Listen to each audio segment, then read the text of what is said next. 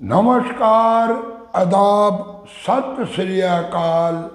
मैं देता हूं आपको रिपब्लिक इंडिया, ब्रिटिश इंडिया और ईस्ट इंडिया कंपनी के नोट और सिक्कों की जानकारी। कल भी मैंने आपको आपके भेजे हुए सिक्कों की जानकारी दी कि कौन कौन से सिक्के क्या रखते हैं कीमत। मैं ये चाह रहा था कि आप लोग जो सिक्के भेजते हैं, आप लोगों के सिक्के की आपको इन्फॉर्मेशन दी जाए, परंतु लगता नहीं कि ये ट्रेंड चल पाएगा, क्योंकि जनरली जितने भी सिक्के आप लोग भेजते हो बिल्कुल कॉमन सिक्के, वो सिक्के जो आम जनरल मार्केट में मिल जाते हैं और उनकी कोई ख़ास कीमत भी नहीं होती, और आप लोग ऐसे सिक्कों को भेजते हो।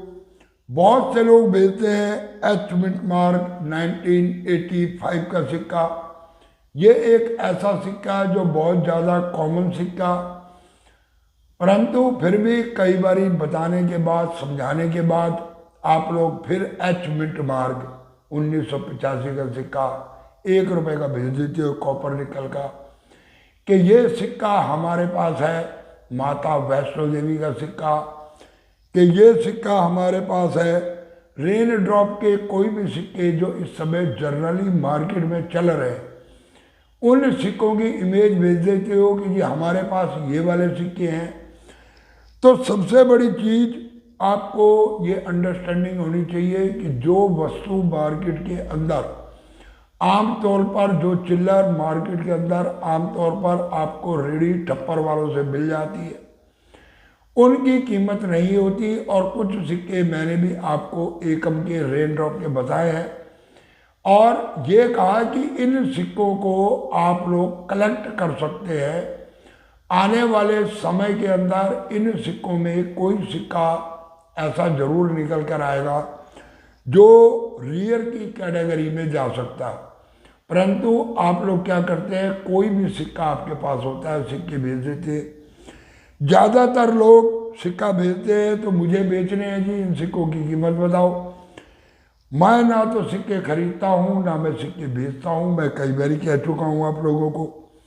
आप लोग सिक्के भेजते हैं, मिंट भी नहीं चेक करते कि किस मिंट का ये सिक्का है। क्या मैंने वो सिक्के के बारे में कभी आपको इन्फॉर्मेशन दी है? तो कई इस तरह की प्रॉब्लम क्रिएट हो रही है। इस वजह से आप लोगों के सिक्कों की इन्फॉर्मेशन नहीं दे पाते। जो सही सिक्के आते हैं वो भी रह जाते हैं बीच में ही, उनकी इन्फॉर्मेशन नहीं दे पाते। तो आज भी ये 4-5 सिक्के हैं जो मैंने ढूंढे, और ये इस वजह से मैं आपको दिखा रहा हूँ कि सिक्कों की कंडीशन आप देखो और उनके मिंट मार्क को देखो, बिल्कुल जो सब कुछ क्लियर नज़र आ रहा। उसके बाद कि गुरुजी इनकी क्या कीमत है, तो भाई मेरे इस तरह से सिक्के नहीं बिका करते। कोई रियर सिक्का होता है तो तभी बिकता है। एक ने एक गोल्ड की अशरफी भी भेजी अकबर के समय की, वो भी आपको दिखाऊंगा, और कुछ सिक्के और दिखाऊंगा। तो वीडियो को करें शुरू, इससे पहले कृपया आप लोग चैनल को कर लो सब्सक्राइब, दबा दो बेल आइकन की घंटी, देते जाओ एक लाइक। तो चलो वीडियो शुरू करते हैं। पहला सिक्का ये भेजा सन 1936 का। जी हाँ, सन 1936 का 2 आने का सिक्का। अब आप इस सिक्के की कंडीशन को देखो। ये सिक्का बिल्कुल मिट्टी हो चुका। इस तरह के सिक्के मार्केट में किसी भी हालात के अंदर नहीं बिकते। इसके साथ का यूएनसी कॉइन कीमत रखता मात्र ₹1000, और जर्नल सर्कुलेशन से मिले हुए सिक्के इस तरह के आमतौर पे ₹50, ₹100 के मिल जाते हैं। तो इस तरह के सिक्के मार्केट के अंदर नहीं बिका करते। सबसे बड़ी चीज़ है कि क्या बिकता है क्या नहीं बिकता। एक भाई ने भेजे ये 2 सिक्के 1991 ₹1 कॉइन, और कि जी मेरे पास नोएडा मिंट के सिक्के हैं और मुझे ये सिक्के बेचने हैं, आप इनकी कीमत बताओ। अब ये नोएडा मिंट के नहीं, बल्कि ये दोनों के दोनों सिक्के बिल्कुल साफ नजर आ रहा है कि ये सिक्के हैं बम्बई की मिंट के।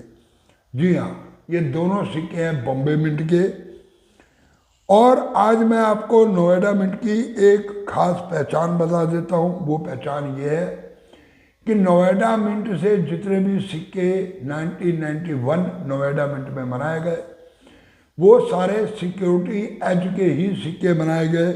उसमें ना तो कोई प्लेन एज है ना कोई रेडियल एज है। तो अगर 1991 का किसी के पास सिक्का, तो सबसे पहले आप उसकी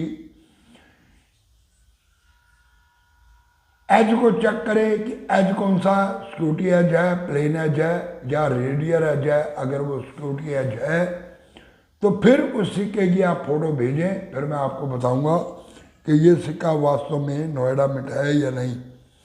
अगला सिक्का किसी ने भेजा, ये सिक्का भेजा देश बंधु चित्तरंजन दास। जनरली लोग इस तरह के सिक्के को भेजते हैं।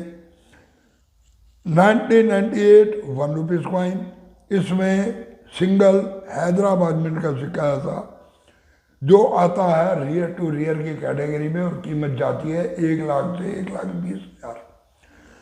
परंतु आपके द्वारा भेजा गया ये सिक्का है कलकत्ता मिंट का, और ये एक बहुत ही कॉमन कॉइन है। कीमत है इसकी मात्र 5 से 10 रुपए के बीच में। अगला सिक्का ये 5 रुपए का, सन 2003 का। ये सिक्का भेजा किसी ने। ये सिक्का टोटल बनाया गया ब्रॉन्ज का। जी हाँ, बहुत बढ़िया सिक्का, ब्रॉन्ज का बना हुआ सिक्का। अगर ये वास्तव में ब्रॉन्ज का बना हुआ सिक्का तो कीमत काफ़ी हाई होनी चाहिए। इस तरह के सिक्के की आप ग्रेडिंग करवाएं, और ग्रेडिंग करवा के इसको ऑप्शन सेंटर में लगा दें बेचने के लिए। वहीं से ही इसकी कीमत तय हो पाएगी, अच्छी कीमत मिलेगी। क्योंकि कुछ सिक्के और भी 5 रुपए के इस तरह के आए हैं, परंतु अभी तक कहा यह जाता है कि कीमत तय नहीं हुई। ये एक बहुत बड़ा झोल है इस कॉइन कलेक्शन के काम के अंदर, कि आपके हाथ में कोई चीज़ होती है परंतु ये कह के नकार दी जाता। और उसका सीधा तरीका यह है कि इस तरह के सिक्कों की आपको ग्रेडिंग करवानी चाहिए। ग्रेडिंग करवाने के बाद ऑप्शन सेंटर में लगाओ, या ग्रेडिंग के हुए सिक्के को आप सीधा ले जाकर कॉइन एग्जीबिशन में दिखाओ कि ये सिक्का देखो ग्रेडिंग किया हुआ, ये इसका ग्रेड आ रहा है, ये मेटल है, यानी कि सिक्का ओरिजिनल है। उसके बाद मांगो मुंह मांगी कीमत, यानी कि 20,000, 25,000, 30,000 रुपये। अगला सिक्का जो आपको दिखा रहा हूँ, जनरली इस तरह के सिक्के मार्केट में नहीं मिला करते, परंतु किसी व्यक्ति ने ये सिक्का भेजा और ये कहा कि गुरुजी इसको चेक करके बताओ, ये है गोल्ड कॉइन। जी हाँ, ये गोल्ड कॉइन है। अब मैं आपको दिखाता हूँ इस सिक्के की इमेज। ये इमेज देखिए आप। इसमें जिस सिक्के के ऊपर नंबर 1 लिखा हुआ, या जो लगा है कि छोटी फिंगर है, ये सिक्का तो है ओरिजिनल। परंतु जो सिक्का मेरे को भेजा गया, ये सिक्का है ये दूसरा, और ये सिक्का है डुप्लीकेट। डुप्लीकेट मतलब ओरिजिनल सिक्के का मोल्ड बनाकर उस मोल्ड के अंदर इस सिक्के की गई ढलाई। इसमें जहाँ मैंने फिंगर लगा रखी है, यहाँ देखो जो शब्द लिखे हैं, ये शब्द हैं उभरे हुए। परंतु दूसरी साइड पर अगर आप देखोगे तो ये उभरे हुए शब्दों की जगह ये शब्द है नीचे। जी हाँ, यानी कि अपोजिट उसके। तो इसलिए ये सिक्का क्लियर नज़र आ रहा है कि सिक्का ये डुप्लीकेट, और ऐसे सिक्के नहीं बिका करते, डुप्लीकेट कॉइन है ये। तो ये अगर गोल्ड है तो जितने कैरेट का गोल्ड है उसके हिसाब से इस सिक्के को बेचा जा सकता है। और हाँ, अभी कुछ दिन पहले एक अनाउंसमेंट हुई थी, मैंने भी की थी, परंतु मेरी अनाउंसमेंट करने में और बाकियों की अनाउंसमेंट करने में बहुत फर्क था। कल 24 तारीख और आज 25 तारीख 2 दिन दिल्ली में थी कॉइन एग्जीबिशन। बात की गई एग्जीबिशन लगेगी, और मैंने उसी समय आपको इन्फॉर्मेशन देने के साथ ये भी कहा था कि 26 जनवरी यानी कि गणतंत्र दिवस, और उस दिन वहाँ पर निकलती है परेड। ये अति संवेदनशील एरिया है, इस एरिया के अंदर इस तरह की एग्जीबिशन जर्नली में नहीं लगनी चाहिए, और ख़ास तौर पर ऐसे मौके पर इस तरह की एग्जीबिशन लगाना कोई तुकबंदी नहीं बनती। मैंने आपको कहा था कि आए तो अपने रिस्क के ऊपर आए, परंतु मुझे उम्मीद नहीं कि यहाँ पर 24 और 25 तारीख को इस बिजनेस को करने दिया जाएगा, क्योंकि अति संवेदनशील एरिया और यहाँ पर पूरी पुलिस फोर्स और कमांडो की फोर्स होगी, क्योंकि जनपथ रोड से निकलती है झांकियाँ, जो कल 26 जनवरी परेड में आप लोगों को दिखाई जाएगी। देश की शक्ति का प्रदर्शन किया जाएगा। तो यही हुआ, 24 तारीख को लोग पहुंचे, दूर दूर से पैसे खर्च किए, समय खर्च किया और एग्जीबिशन में पहुंचे, परंतु वहां पर बहुत सारी दिक्कतों का सामना करना पड़ा। एग्जीबिशन सवेरे जाते ही कैंसिल हो गई, वहां पर कमांडो फोर्स उतार दी गई और जितनी भी पब्लिक आई थी सबको वहां से भगा दिया गया।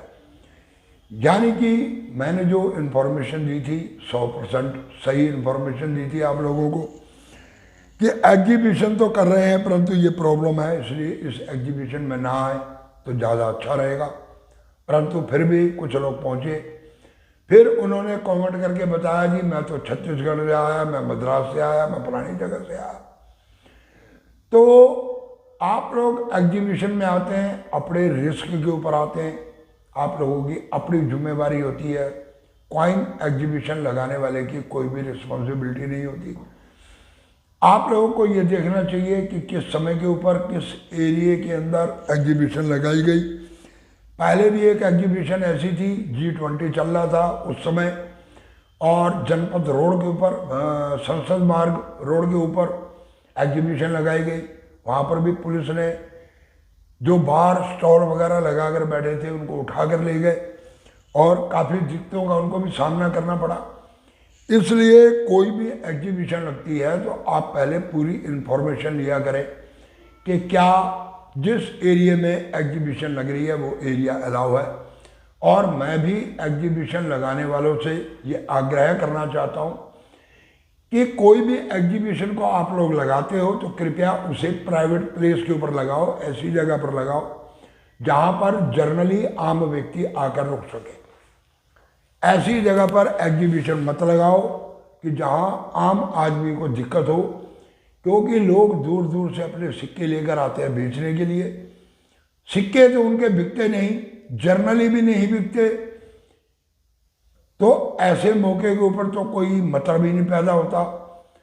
तो कॉइन एग्जीबिशन लगती है, अभी तक कोई भी अरेंजमेंट नहीं है। और एक मैं भविष्यवाणी कर रहा हूँ आप लोगों के लिए जो लगाते हैं कॉइन एग्जीबिशन, आने वाले समय के अंदर इस बिजनेस की जितनी एग्जीबिशन लग रही हैं, यानी कि हर महीने 2, 3, 4 एग्जीबिशन ऑल ओवर इंडिया के अंदर, कभी किसी क्षेत्र में कभी किसी क्षेत्र में, परंतु वहां पर होती है सिक्कों की खरीद और फरोख्त का काम। लोग आते हैं अपने सिक्के बेचने के लिए, आप लोग भी अंदर स्टॉल लगाकर बैठते हो। जहां तक मेरी नॉलेज और मेरी इंफॉर्मेशन ये कहती है कि आने वाले समय के अंदर बहुत जल्दी, महीने 2 महीने 3 महीने के अंदर एक बहुत बड़ी इंक्वायरी बैठेगी और वो चेक करेगी कि ये सारा गोरख धंधा जो चल रहा है वो कैसे चल रहा, और आप लोगों के लिए हो जाएगी दिक्कत। इसलिए इस बिजनेस को कॉइन एग्जीबिशन ना कहकर मुद्रा मार्केट बनाकर GST नंबर लेकर विद बिलिंग और रसीद इन लोगों इसको काम को करना शुरू करो, अच्छे रहोगे, नहीं तो बहुत बुरी तरह फंस जाओगे। ये मेरी एक अपनी कैलकुलेशन है, मेरी निजी विचार है, जो इन्फॉर्मेशन मुझे मिलती है मेरी एस्ट्रोलॉजी के माध्यम से, मैं उसकी बात कर रहा हूँ। तो ये आप लोगों को मैं एक इन्फॉर्मेशन दे रहा हूँ जो कॉइन एग्जीबिशन लगाते हैं। तो चलो वीडियो को देते हैं विराम। पूरी वीडियो देखने के लिए धन्यवाद।